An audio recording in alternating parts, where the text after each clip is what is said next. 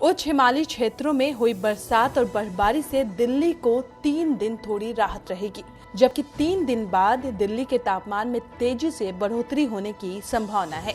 बता दें कि पश्चिमी विक्षोभ के प्रभाव से जम्मू कश्मीर, हिमाचल प्रदेश और उत्तराखंड के पहाड़ी क्षेत्रों में बरसात और हल्की बर्फबारी हुई है।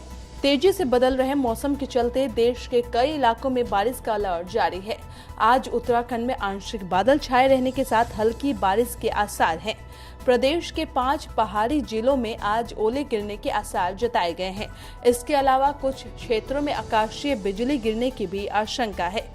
इसको देखते हुए मौसम विभाग ने ऑरेंज अलर्ट जारी किया है, जबकि पंजाब के भी कुछ हिस्सों में बरसात हुई है। बिहार के कई जिलों में बारिश के आसार हैं। राजधानी पटना सहित प्रदेश के कई जिलों में 9 अप्रैल को बारिश हो सकती है।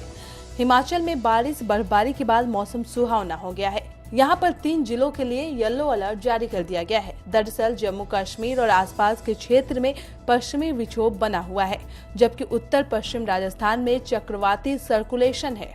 मौसम विभाग के मुताबिक पश्चिमी हिमालय के कई हिस्सों में बारिश और गरज के साथ बारिश होने का अनुमान है।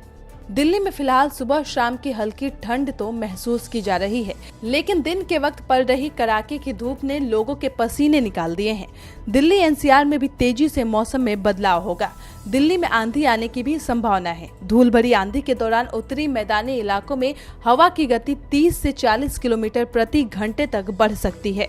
वहीं साउथ की बात करें तो केरल, तमिलनाडु के तटीय भागों, तटीय कर्नाटक और अंडमान और निकोबार द्वीप समूह में हल्की बारिश होने की संभावना बनी हुई है। सब्सक्राइब करें पर्यावरण पोस्ट।